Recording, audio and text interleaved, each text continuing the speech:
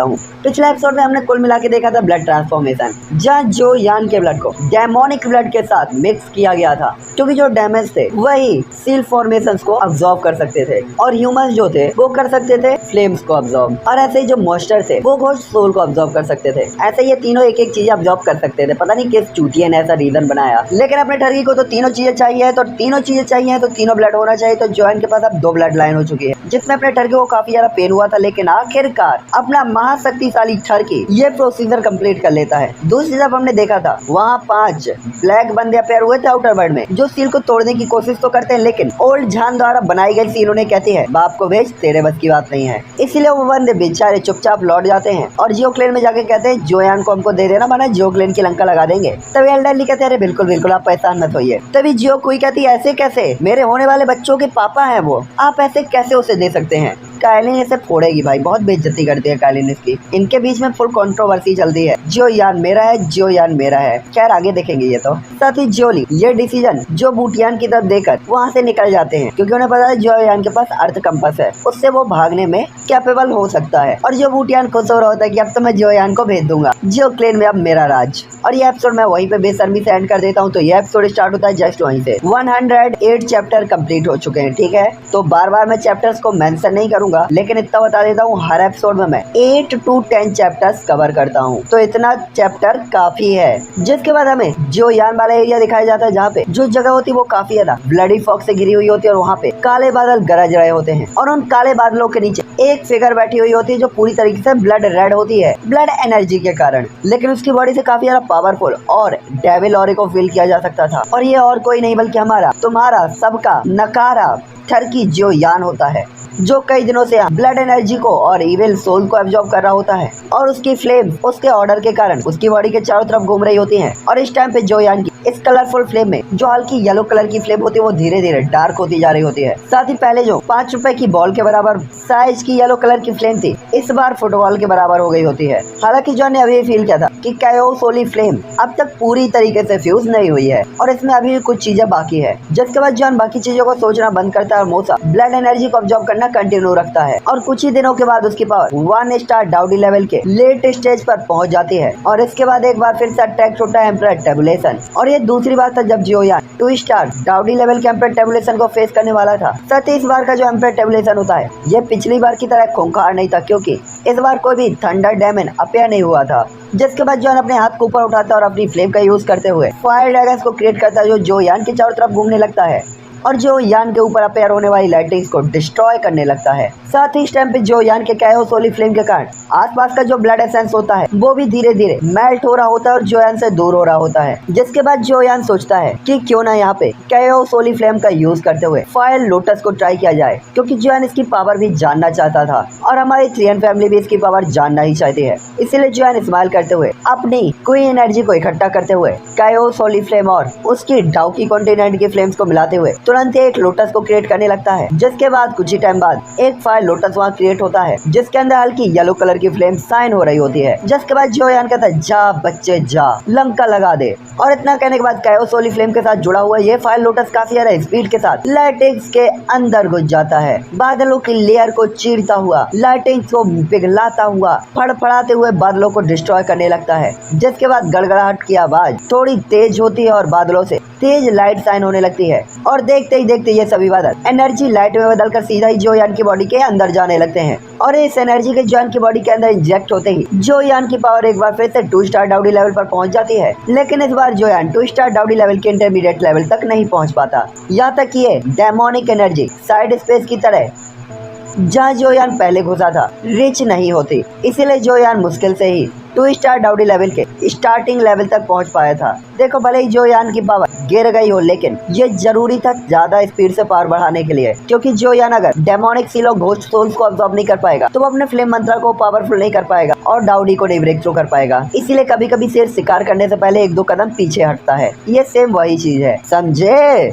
समझदार हो गए तुम सब। हालांकि इस टाइम पे जॉन थोड़ा सा उदास भी होता है क्योंकि पहले वो 2 स्टार के इंटरमीडिएट लेवल पर था और अब एक स्टेप पीछे आ गया। तभी लाओ जान कहते हैं, अरे बच्चे निराश क्यों होते हो? जानी तुम्हें पता होना चाहिए ज्यादा डेमोनिक एनर्जी को ऑब्जॉर्व करना जरूरी नहीं है कि अच्छी बात हो। वैसे भी यहाँ हमारे आने का मोटिव कंप्लीट हो चुका है। तुम्हें 2 स्टार डाउडी पे ब्रेक थ्रू कराना था तो ज्यादा लालच अच्छी बात नहीं है। साथ ही यहाँ पे तुम्हें काफी ज्यादा एक्सपीरियंस भी मिला है। साथ ही ये थोड़ा इजी है लेकिन डेमोनिक ग्रेवयार्ड के अंदर अभी भी कुछ छुपा हुआ लगता है और ये उतना इजी नहीं है जितना ये नॉर्मली दिखाई देता है। हालांकि आप चाहें तो अंदर जाकर देख सकते हैं क्योंकि मुझे भी नहीं पता कि वो चीज क्या है, शायद आपके काम आ जाए। और ऐसा कहते हो वो आंख मारते हुए जान के कंधे थपथपाते हैं तो जोयान भी बिना किसी मजाक के ओल्ड जान को सीरियस तरीके से देखते हुए सिर हिलाता है और खुद से ही कहता है कि जब ओल्ड जान अंदर नहीं देख सकता तो जरूरी कुछ ना कुछ तो खतरनाक होना चाहिए। जिसके बाद वो कहता है क्या हमें सच में डायमंड ग्रेवयार्ड के अंदर जाना चाहिए? कुछ खतरा भी हो सकता है। भाई अभी उसकी शादी भी नहीं हुई, 5-6 शादियां तो वो करने वाला है। हालांकि ओल्ड जान जब कोई रिप्लाई नहीं करते तो जान जान जाता है अंदर कुछ तो एक्स्ट्रा ऑर्डिनरी है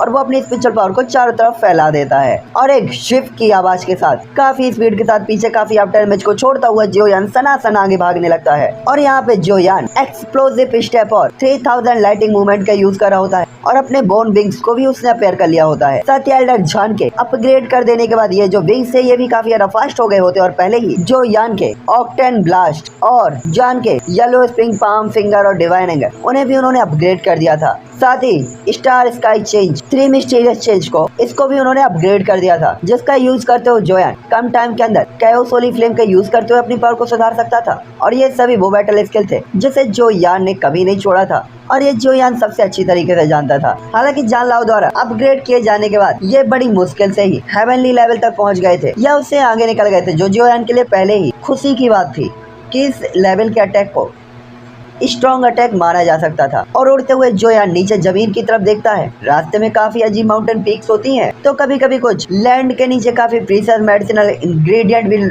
उगे हुए होते हैं, इसलिए जोयान रास्ते में कई बार खुद से रुकने को नहीं रोक पाता। आखिरकार ये मेटल और इंग्रेडिएंट जोयान इकट्ठा करना चाहता था। भाई लाला चाह लपलपो। साथ ही यहाँ पे जो जोयान ने मेटल है इकट्ठा किए थे वो सभी क्रिस्टल की तरह होते हैं जो काफी ज्यादा एनर्जी से भरे हुए थे। यहाँ तक कि डाउकी कॉन्टिनेंट के अंदर तो इन मेटल्स की एनर्जी लगभग 0 होती थी लेकिन डाउडी कॉन्टिनेंट के अंदर इनके अंदर काफी नशीली एनर्जी थी। और अगर जोयान इन्हें इंग्रेडिएंट और मेटल्स को इकट्ठा करता है तो उसे पता था कि बाजार में से काफी ऊंची कीमत में बेचा जा सकता था, जिसके बाद तो पैसा ही पैसा होगा।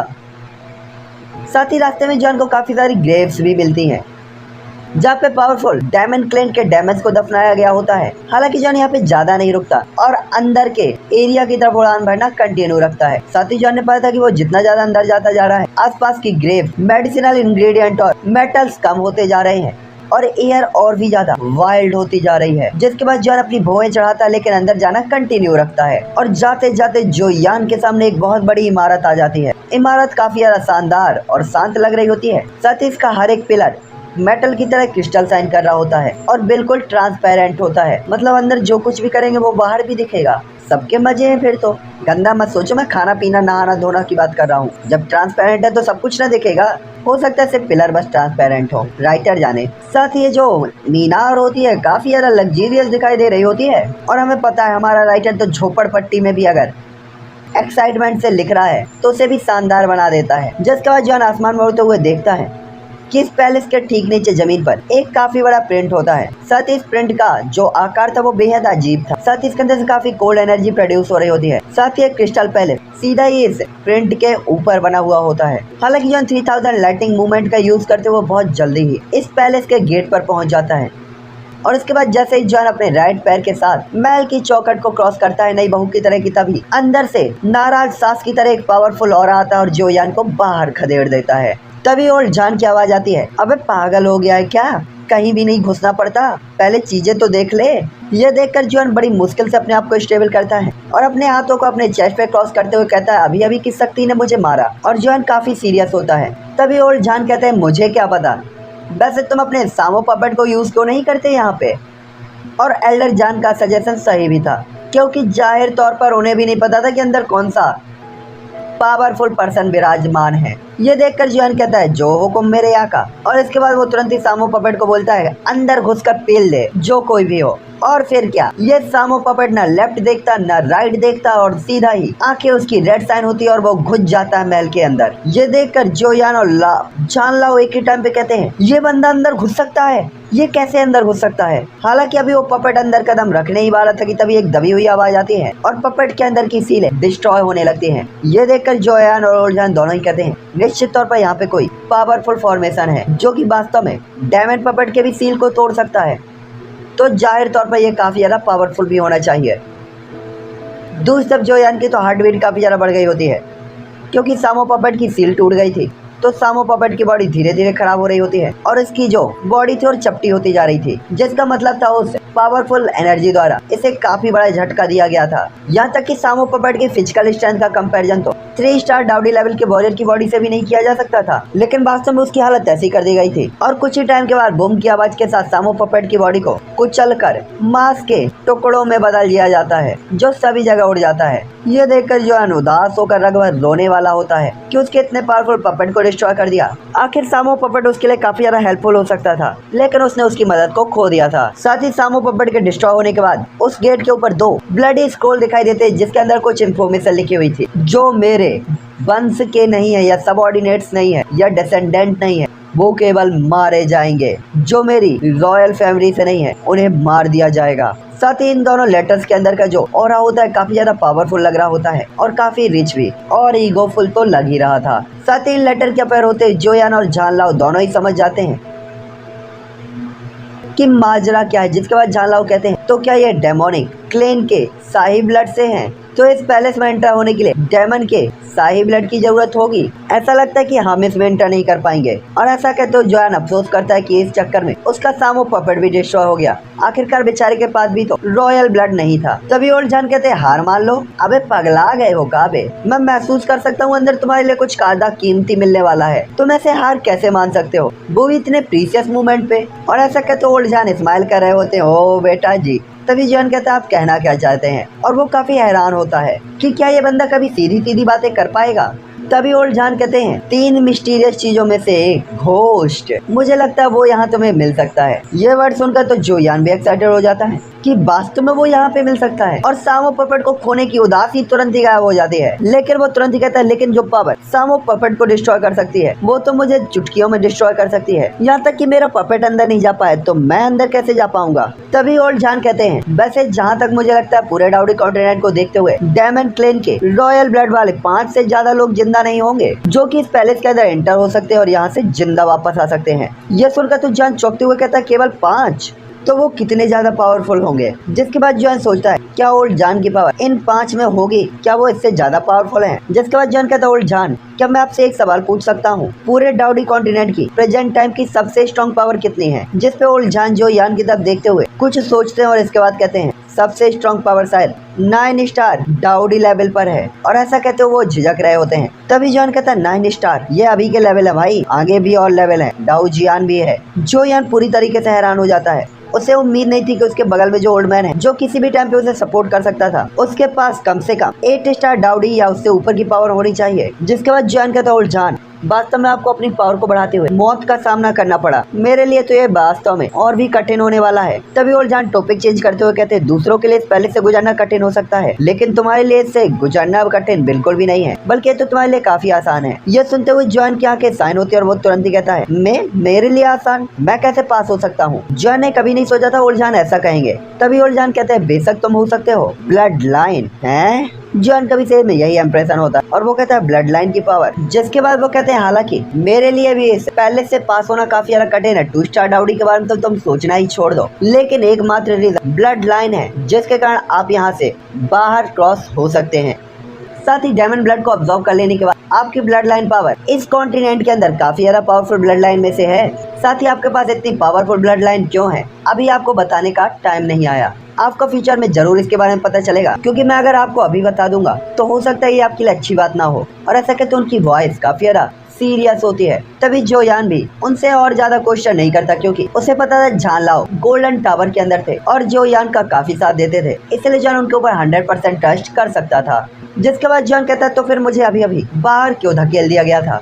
तभी ओल्ड जान कहते क्या तुम्हें इससे चोट लगी है? तभी जान कहता है ये सही है, मुझे बाहर तो धक्के लगे लेकिन मुझे चोट बिल्कुल भी नहीं लगी। तभी वो कहते शायद ऐसा इसलिए है क्योंकि आपकी ब्लड लाइन पावर अभी तक पूरी तरीके से अवेक नहीं हुई और इसने अपनी पूरी पावर को शो नहीं किया है। अगर आप अपनी सारी पावर अवेक करते हैं तो आगे बढ़ना थोड़ा सा मुश्किल हो सकता है, लेकिन ये डायमंड पपेट उसकी तरह नहीं होना चाहिए। और ऐसा कहते हुए वो गोल्डन टावर के अंदर चले जाते हैं, जिस पे जो यान से हिलाता है और तुरंत ही याद करता है कि सामो पपेट को किस तरीके से डिस्ट्रॉय किया गया था। इसलिए उसे अभी भी काफी डर लग रहा होता है और माथे से पसीने की बूंदें गिर रही होती हैं। जिसके बाद जॉन 2 स्टार डाउडी लेवल के स्टार्टिंग लेवल की पावर को शो करता है। उसकी पूरी बॉडी उसके ऑरे से लिपटी हुई होती है और इसके बाद जॉन वापस से पैलेस के एंट्रेंस गेट की तरफ उड़ जाता है। और जब जॉन पैलेस के गेट पे पहुंचता है तो पावरफुल पावर एक बार फिर से आती है। ये देखकर जॉन थोड़ा सा गुस्से में अपने दांतों को पीसता हुआ बड़ी मुश्किल से कदम आगे रखता है और अपनी पूरी बॉडी के साथ महल के अंदर एंटर हो जाता है। हालांकि इसके बाद जो यान की बॉडी में थोड़ा सा फ्लक्चुएशन होता है और जॉन ब्लड की वॉमिटिंग करता है, लेकिन डायमंड पपेट जैसी हालत जो यान की नहीं होती। साथ ही जॉन की बॉडी थोड़ा सा झुकी हुई होती है, जैसे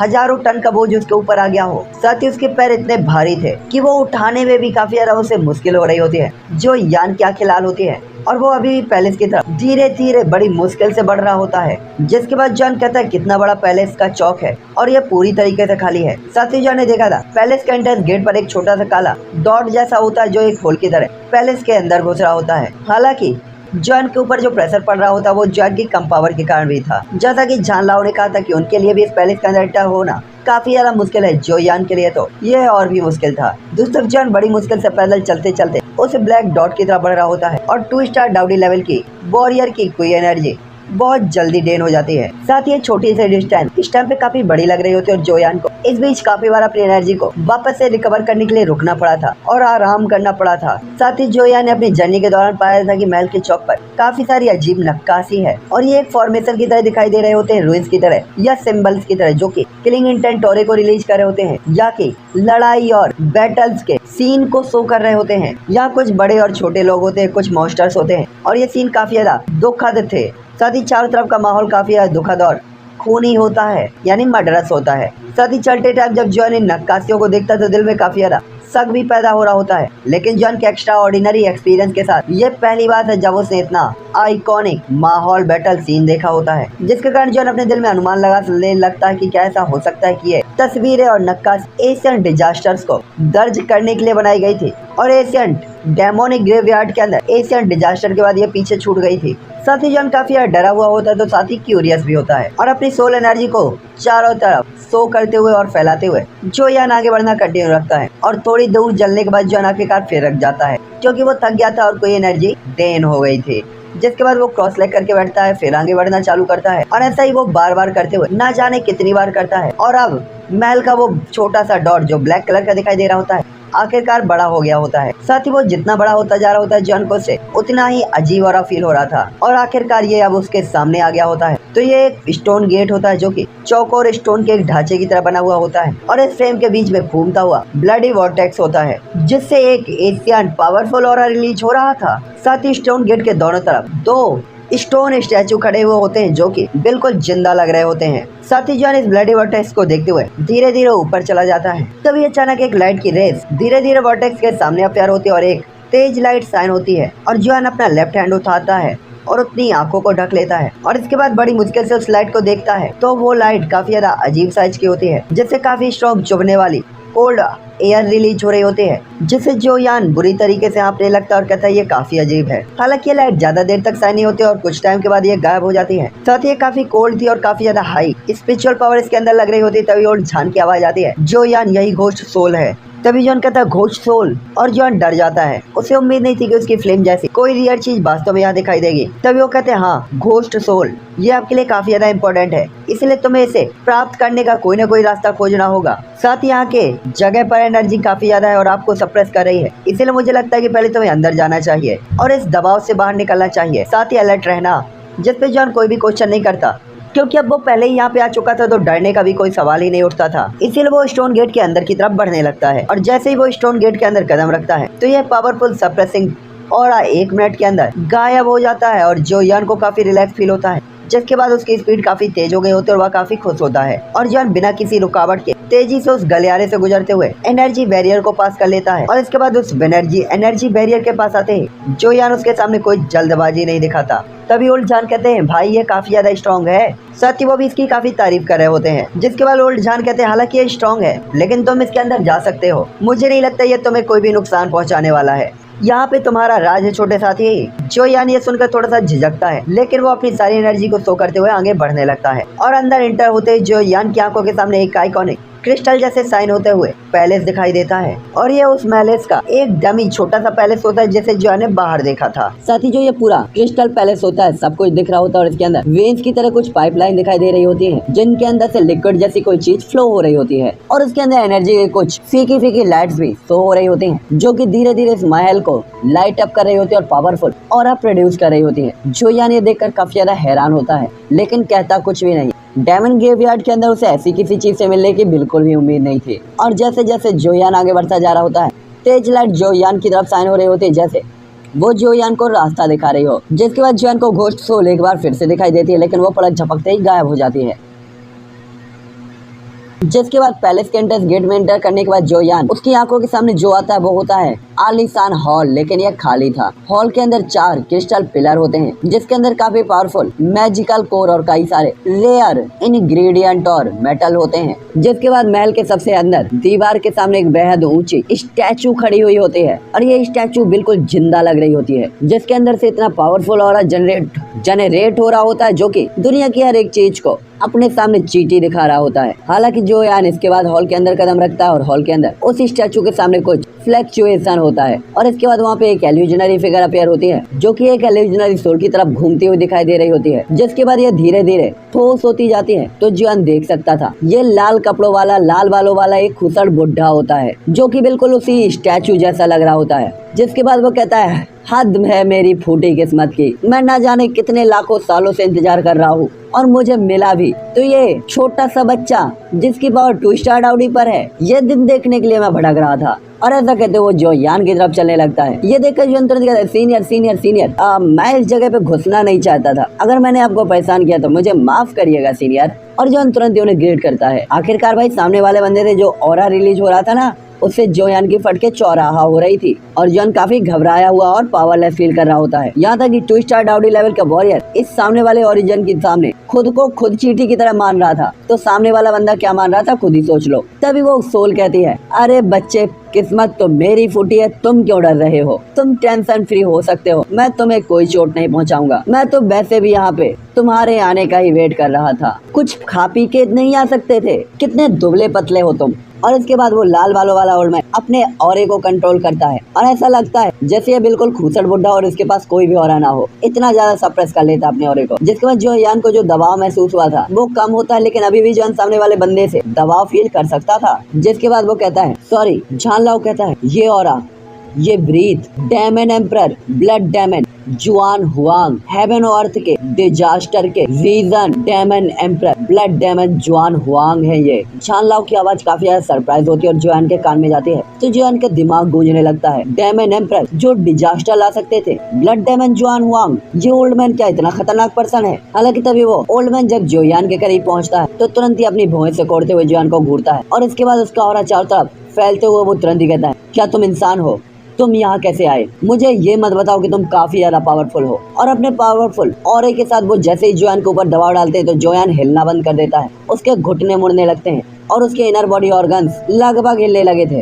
तभी जोयान कहता है, मैं बस वो टहलते हुए यहाँ आ गया, मैं मॉर्निंग वॉक पे निकला था और वॉक करते करते यहाँ पे आ गया। साथ ही यहाँ पे जोयान अपनी एनर्जी को शो करता है और घुटने बिल्कुल भी नहीं झुकाता, बल्कि फोर्सफुली खुद को खड़ा किए हुए होता है। तभी एल्डर कहते, बस ऐसे ही मॉर्निंग वॉक करते हुए अंदर आ गए, क्या तुम मुझे बेवकूफ समझते हो, बस केवल 2 स्टार डाउडी लेवल की स्टार्टिंग लेवल की पावर के साथ तुम यहाँ कैसे आ सकते हो, क्या तुम्हें नींद में चलने की बीमारी है, तुम्हारी मुझे धोखा देने की हिम्मत कैसे हुई। जिसके बाद ओल्ड मैन अपने कदम को आगे बढ़ाते हुए जोयान की पूरी खोपड़ी को अपनी हथेली से पकड़ लेता है, लेकिन जैसे ही वो जोयान की खोपड़ी की झोपड़ी को पकड़ता है उसका ऑरा तुरंत ही शांत हो जाता है और उसकी आंखें अचानक ही शक भरे तरीके से साइन होती हैं और इसके बाद वो कुछ समझते हुए अचानक से कहता है, मैं देख सकता हूँ कि शायद ये ऐसा ही है। लड़के, तुम्हारी किस्मत सच में काफी अच्छी है। अफसोस की बात है कि मैं यहाँ पे किसी रॉयल पर्सन का इंतजार कर रहा था। अच्छा अच्छा अच्छा। और ऐसा कहते वो वापस से अपना ऑरल वापस ले लेते हैं। अबे साला खूसड़ बुड्ढा सठिया गया है का भाई, अभी ऑरा दिखा रहा है फिर वापस ले रहा है, अभी मारना था फिर छोड़ना था, करना क्या है, जल्दी करो,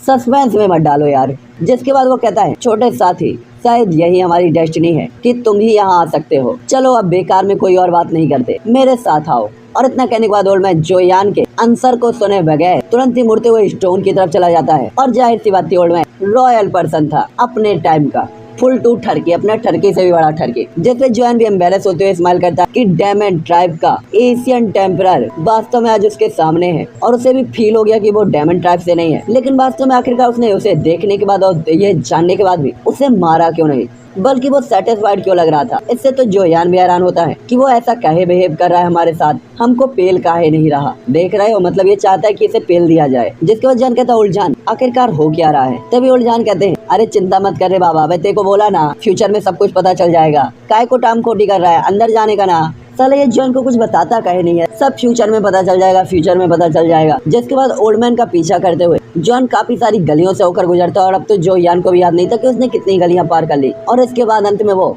इस पैलेस के सेकंड फ्लोर पर पहुंचता है तो जोयान के सामने चिर परिचित सीन दिखाई देता है, ब्लड पूल, जिसे उसने गोल्डन टावर के अंदर देखा था। लेकिन यहाँ का ब्लड गोल्डन टावर के कंपैरिजन में काफी ज्यादा गाढ़ा लग रहा होता है और इसके अंदर के बुलबुले उबलते पानी की तरह बुलबुला रहे होते हैं और फूट रहे होते हैं। और उसके सामने खड़ा हुआ ओल्ड मैन उसे देख रहा होता है, उसके हाथ उसके पीठ के पीछे होते हैं। जिसके बाद वो जोयान से कहता है, तुम एक ह्यूमन ट्राइब से हो, लेकिन तुम में डेमोनिक ट्राइब का भी ब्लड है, इसे तुम्हारे लिए ब्लेसिंग कहा जा सकता है। और ये शायद हमारे मदर फादर की ब्लेसिंग है कि तुम यहाँ आ सकते हो, इसीलिए मैं ठीक है तुम्हें ये ब्लेसिंग्स दूंगा। जिसके बाद ओल्ड मैन ब्लड पूल की तरफ इशारा करते हुए कहता है, छोटे साथी, हालांकि तुम्हारे पास डेमोनिक ब्लड है, लेकिन ये ब्लड काफी ज्यादा वीक है, इसीलिए मुझे लगता है कि तुम्हें इस ब्लड पूल के अंदर कल्टीवेट करना चाहिए और ट्रेनिंग करनी चाहिए, जिससे तुम्हारे ब्लड की प्योरिटी बढ़ जाएगी। इसलिए तुम इस ब्लड पूल के अंदर जा सकते हो और ज्यादा से ज्यादा केवल कुछ ही घंटों तक कल्टीवेट कर सकते हो। अगर तुम इसे ज्यादा देर बर्दाश्त ना कर सको, तुम जितना कर सकते हो उतना ही करना। तभी जॉन जैसे ब्लड पूल को देखता है तो कहता है, उई मैया, क्योंकि अभी तो कुछ दिन पहले जॉन ने काफी ज्यादा पेन बर्दाश्त किया था ब्लड पूल के अंदर, अब फिर से वही सीन, तो थोड़ा सा झिझकता है। जिसके बाद जॉन कहता है, जब मैं पिछली बार इसके अंदर गया तो मैं 2 स्टार डाउडी के इंटरमीडिएट लेवल पर था, जिससे 2 स्टार डाउडी पर आ गया। अब अगर मैं इसके अंदर गया तो मैं बचूंगा भी या नहीं। तभी ओल्ड जॉन कहते हैं, इसे अब्सॉर्ब करना कोई बुरी बात नहीं है, और तुम अगर स्टार्टिंग पॉइंट में आ भी जाते हो तो भी ये तुम्हारी पावर को फिर बढ़ा देगा। साथ ही ये टाइम अब पिछली बार से अलग है छोटे साथी, यहाँ पे तुम्हारी पावर को घटना नहीं चाहिए। और वैसे ही मेरे पास अब कहने के लिए कुछ नहीं है, तुम्हें इतनी अच्छी चीज को नहीं छोड़ना चाहिए। यहाँ तक कि ओल्ड जॉन भी थोड़ा सा एक्साइटेड दिखाई दे रहे होते हैं और जोयान भी उनकी आवाज से उनके एक्साइटमेंट को पता लगा लेता है। इसलिए वो ये सब सोचना बंद करके अपने कपड़े उतार कर नंगा पुंगा पी के बन के सीधा ही ब्लड पूल के अंदर कूद जाता है। जैसे ही जॉन ब्लड पूल के अंदर कूदता है तो उसे काफी ज्यादा तेज पेन होने लगता है, लेकिन ये उसके उम्मीद के मुताबिक नहीं था। ये पेन भी उसे काफी रिलैक्स फील करा रहा होता है और जोयान को पता नहीं था कि ऐसा क्यों हो रहा है। क्या ऐसा इसलिए क्योंकि उसके पास डेमोनिक ब्लड लाइन है, साथ ही उसके अंदर का ब्लड कौन सा ब्लड था जिसे रॉयल ब्लड भी सप्रेस नहीं कर पा रहा था। जिसके बाद ब्लड पूल की सारी एनर्जी धीरे धीरे जोयान के एक टॉनिक की तरफ उसकी बॉडी के अंदर एंटर होने लगती है और जोयान का दर्द धीरे धीरे कम होने लगता है। तभी ब्लड डेमन एम्पर जुआन हुआंग जोयान की तरफ देखते हुए स्माइल करते और कहते हैं, छोटे साथी, तुम्हारा नाम क्या है। तभी जोयान, जो कि अपने तोप गोले के साथ ब्लड पूल के अंदर क्रॉस लेग करके बैठा हुआ था, तुरंत ही कहता है, मैं महाशक्तिशाली जोयान हूँ। तभी ओल्ड पर्सन जोयान की तरफ देखते हुए हंसता और कहता है, तो क्या तुम जानते हो मैं कौन हूँ। जिस पे जोयान कहता, नहीं जानता। हालांकि मैं जानता हूँ, लेकिन मैं ये कहने की हिम्मत नहीं कर सकता कि मैं जानता हूँ। इस टाइम पे जोयान उन्हें ये बताने की हिम्मत नहीं करता जो ओल्ड जॉन ने उसे बताया था। तभी ब्लड एम्परर जुआन हुआंग तुरंत ही कहते हैं, मैं मूल तौर पर डेमन ट्राइब का डेमन एम्परर हूँ, डेमन एम्परर था और मुझे ब्लड डेमन जुआन हुआंग कहते हैं। जिसके बाद वो जुआन हुआंग जोयान को तबाही के बारे में बताते हैं। हालांकि जॉन पहले से ही एशियन डिजास्टर के बारे में कुछ चीजें जानता था, पर जैसे ही वो अपने सामने के ओल्ड मैन से ये चीजें सुनता है तो उसकी हार्ट बीट और भी ज्यादा बढ़ जाती है। उसके लिए ये कल्पना करना कठिन था कि उसके सामने वाला दबंग देखने वाला ये ओल्ड मैन सच में उस टाइम पे पूरे डाउडी कॉन्टिनेंट के अंदर हावी हो सकता था। तभी जॉन कहता, अब तो हजारों साल हो गए, अब बाहर क्यों नहीं जाते। ये सुनकर वो तुरंत ही कहते हैं, बाहर छोटे साथी, मैं सचमुच बाहर जाना चाहता हूँ, लेकिन मैं वास्तव में डिजास्टर में गिर चुका हूँ, मर चुका हूँ, और जो अब तुमसे बात कर रहा है वो सिर्फ एक सोल क्लस्टर है। मैं यहाँ हजारों सालों से किसी का इंतजार कर रहा था ताकि मैं अपना काम पूरा कर सकूं। साथ ही मैं डेस्टिनी द्वारा डिसाइडेड एक पर्सन का वेट कर रहा था, और देखो डेस्टिनी ने तुम्हें चूज किया है। और अब जाकर जॉन को पता चलता है कि उसके सामने का ब्लड डायमंड एम्परर केवल एक सोल क्लस्टर है, और वास्तव में वो अपनी पावर से ही उसे सप्रेस कर सकता है। यहाँ तक कि उसकी 9 स्टार डाउडी लेवल की पावर होनी चाहिए जो उसकी सोल बॉडी को भी उसकी फिजिकल बॉडी में बदल सकती है। और 2 स्टार डाउडी वाला जोयान तो इसे पता नहीं कर सकता था। जिसके बाद वो कहते हैं एशियन डिजास्टर के दौरान घोस्ट एम्परर ने, यानी वही जो डाउ जियान पर था, अनगिनत पावरफुल डेमंस को हराया था और यहाँ पे उन्हें दफन कर दिया गया था। और यह डेमोनिक ग्रेवयार्ड है जहाँ तक कि डेमोनिक ट्राइब के काफी सारे पावरफुल पावर हाउसेस के पास काफी पावरफुल स्पिरिचुअल पावर थी जो यहाँ पे गिरे थे, इसलिए उनकी सोल अभी तक डिस्ट्रॉय नहीं हुई। इसीलिए इस क्रिस्टल पैलेस ने उन सभी की पावरफुल सोल बॉडीज को ऑब्जर्व करके उन्हें रिट्रीट किया और क्रिस्टल पैलेस के अंदर सील कर दिया। यहाँ तक कि डेमन ट्राइब एक बार फिर से ग्लोरी तक पहुँचाने और पावरफुल बनाने के लिए सभी सुप्रीम डेमोनिक वॉरियर्स ने अपने बॉडी के डिवाइन पावर, ब्लड एसेंस और अपने इनहेरिटेंस को ब्लड एसेंस के साथ बाहर निकाल दिया और ब्लड पूल बनाया ताकि वो अपने डेमोनिक क्लेन के किसी सबऑर्डिनेट के पावर को सुधार सके, ताकि वो बाकी सबको मारकर एक बार फिर से इस पैलेस को बाहर लेकर जाए। हालांकि काफी सारी रिस्ट्रिक्शंस के साथ अब मैं केवल एक सोल बॉडी में ही बचा हुआ हूँ और आने वाले सक्सेसर का ही वेट कर रहा था। साथ ही मेरी जो सोल थी वो उसी स्टैचू में रहती थी, और जब कोई हॉल में एंटर कर सकता है तभी केवल वो सोल दिखाई देगी। और क्योंकि ये सोल बॉडी तो इसके अंदर की एनर्जी अब ज्यादा नहीं है, साथ ही अब ये और ज्यादा लॉन्ग टाइम तक नहीं टिकेगी और कुछ टाइम के बाद डिस्ट्रॉय हो जाएगी। साथ ही मैंने सोचा था कि जो लोग यहाँ पे एंटर होंगे वो शायद डेमोनिक क्लेन के रॉयल ब्लड जैसे स्ट्रॉन्ग पर्सन होंगे और स्वाभाविक तौर पर मैं उन्हें सक्सेसर बनाने ले जाऊंगा। लेकिन अब प्रत्याशित है कि जो आया वो एक ह्यूमन ट्राइब से था, शायद इसे डेस्टिनी माना जा सकता है। तभी जॉन कहता है कि ये कैसे माना जा सकता है कि मैं वही पर्सन हूँ जिसका आपको इंतजार था, और यह डेस्टिनी कैसे हो सकती है। जॉन अपने दिल में थोड़ा सा उलझन फील कर रहा होता है। तभी डेमन एम्परर कहते हैं तुम एक इंसान हो लेकिन तुम्हारी बॉडी में मेरे डेमोनिक क्लेन का ब्लड है, जहाँ तक ये ब्लड मेरी पावर और प्रेशर को भी झेल सकता है और तुम यहाँ आ सकते हो, जिसका मतलब है कि तुम ही वही इंसान हो जिसका मैं इंतजार कर रहा था। तभी जॉन कहता है सीनियर क्या मैं आपसे कुछ पूछ सकता हूँ? यहाँ पे इतने सारे डैमेज थे फिर भी यहाँ कोई इंटर नहीं कर सकता, तो मैं क्यों कर सकता हूँ? यहाँ तक कि मैं तो डेमन रॉयल फैमिली का मेंबर भी नहीं हूँ। जॉन का क्वेश्चन सुनकर डेमन एम्परर थोड़ा सा लड़खड़ा जाते हैं, जिसके बाद वो कहते हैं माफ करना छोटे साथी, मैं तुम्हें ये अभी तो नहीं बता सकता, लेकिन फ्यूचर में तुम्हें ये पता चल जाएगा। और वैसे तुम्हें केवल इतना जानने की जरूरत है कि अभी तुम वही लकी पर्सन हो जिसका मैं इंतजार कर रहा था। और ऐसा कहते हो वो काफी कमिटेड तरीके से इस क्वेश्चन को छोड़ देते हैं। तभी जो यान भी उदास होता है कि साला सब मेरा चूतिया काट रहे हैं। ओल्ड जान भी कह रहा है फ्यूचर में पता चल जाएगा, ये भी कह रहा है फ्यूचर में पता चल जाएगा, कुछ पता चल ही नहीं रहा है। तो चलो गाइस इसी के साथ अब ये एपिसोड यही एंड करूंगा। लाइक से सब्सक्राइब मार देना।